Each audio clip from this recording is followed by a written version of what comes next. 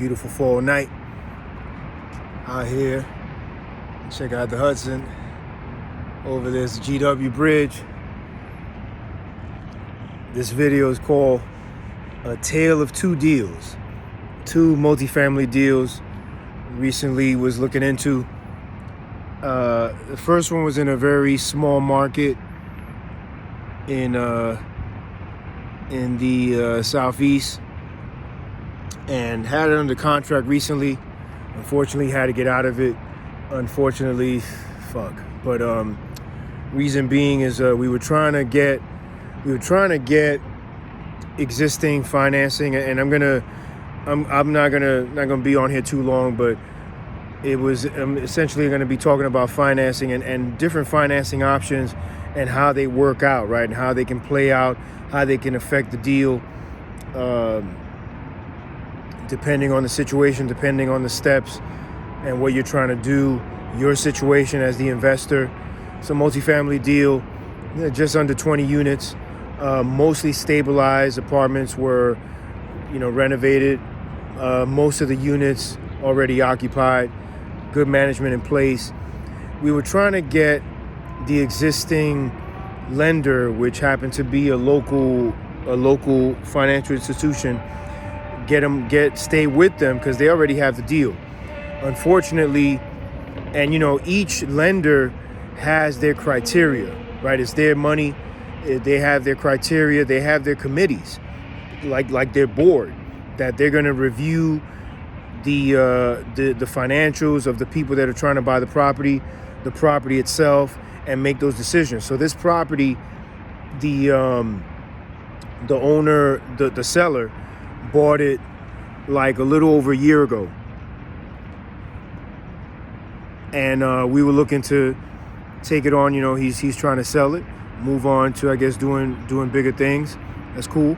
So we were trying to buy it, and it just so happens that this was gonna be a small syndication.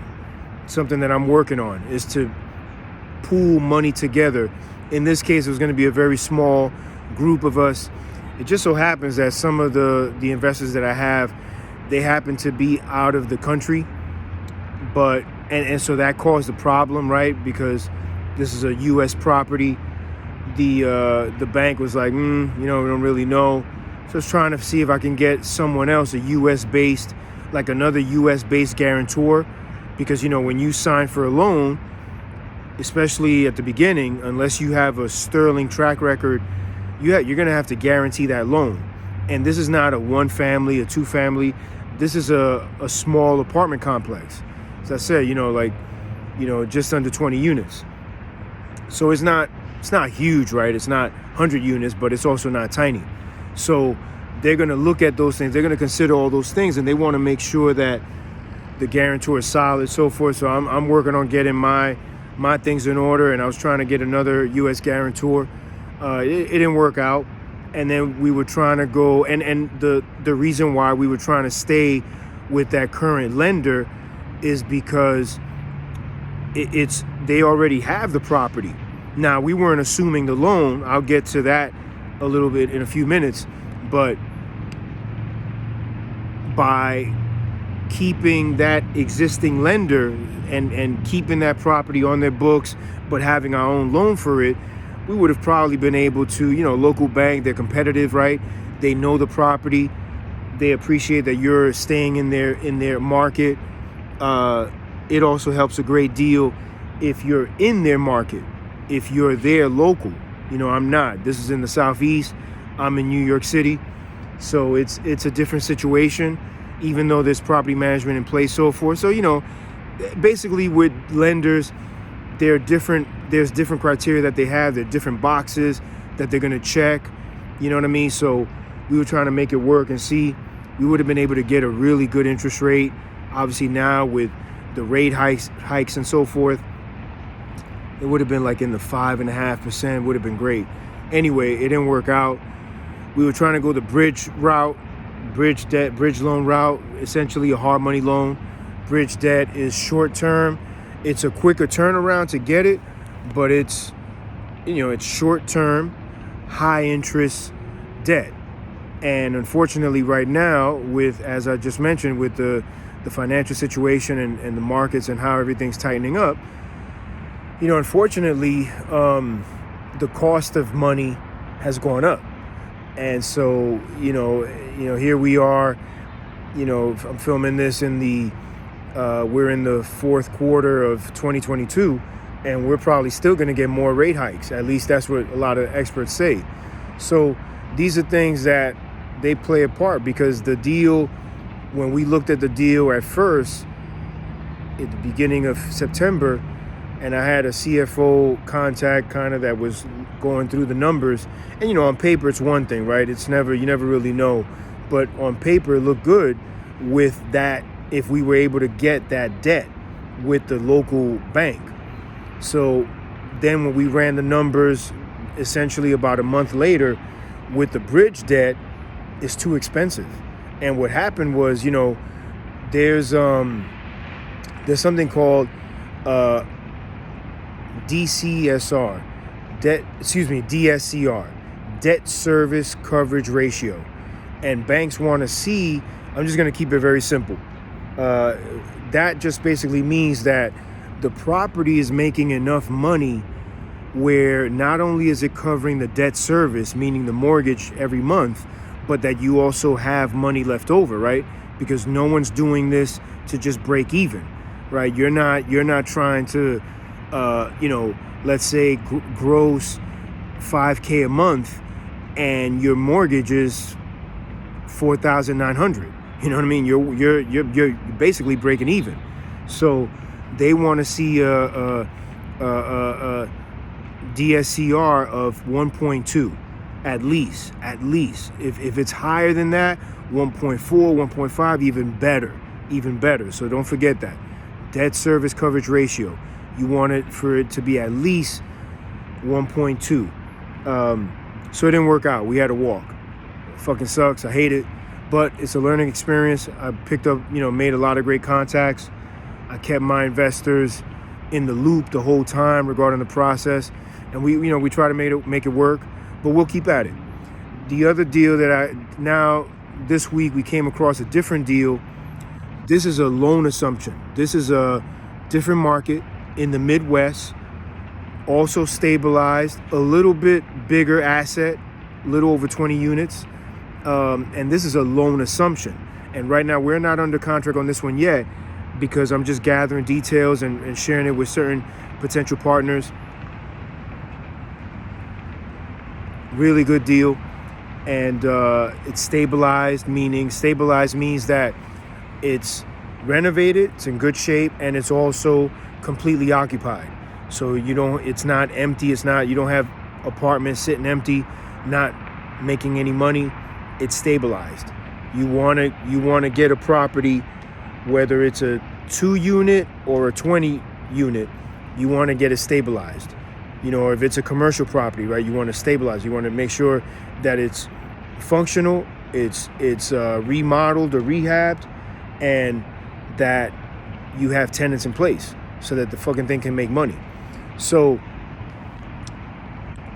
now with the loan assumption, this is a bigger investor and I actually spoke to, one of the team members. They've been doing this a while. They're looking to move on, right? They're playing Monopoly. They've done the smaller deals, and now they're looking to graduate up to bigger deals. So they've done the heavy lifting and the hard work on bringing this property back to life, and now they're looking to move it, grab some money, and go on to the next big deal. So with a loan assumption, you're assuming their loan. And this is a Freddie loan. This is a federally backed loan. Interest rate is fucking 3 and change. Like, you can't beat that. It's fucking awesome.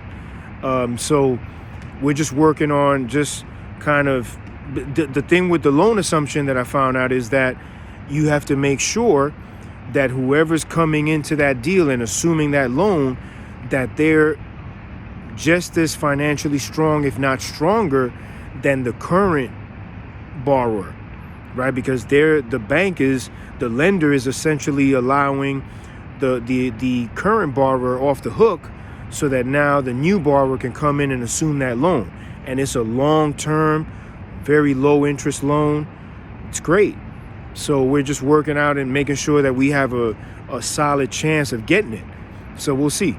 So that gives you two examples, right? One, they're both properties, besides the fact that they're in different parts of the country, they are stabilized. You know, they're rehabbed. They're occupied for the most part. One is, you know, we would have had to try to get the bridge debt. It's too expensive. We would have had to bring a lot more money to the table. The other thing too is that first deal, the one in the Southeast, it's because it's a smaller market, the numbers are a little less. Like it's not we're not talking like a hot city where rents are skyrocketing. It's a slow mover. It's a slow cooker, as I say. So that, you know, making a little bit of money, but not a lot. So there's really, when you're then paying more money for your debt, it's like there's less room for error, and you don't want to play around with that because you can get hurt. Meaning you can end up losing money. Then the second one with the loan assumption, it's great because it's a slightly bigger market, and you're getting a loan for you're getting a great loan already in place. They obviously know the property, the lender, and you're paying a low interest rate. It's just a matter of making sure that we're financially strong enough to do it. The guarantors, the people that are going to sign on it, that they're strong enough to get it done. And also you got to make sure with these deals, really this is always in real estate, but especially now, you got to be very mindful of reserves.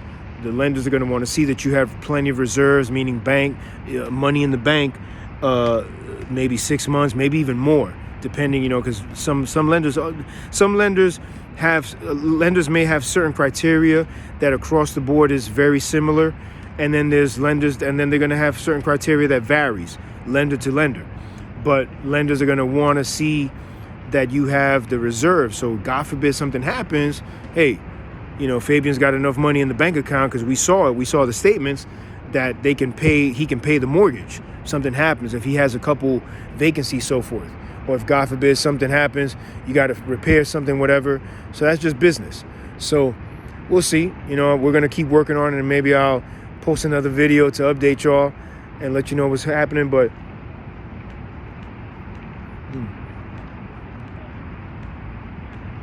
gotta keep that cigar lit.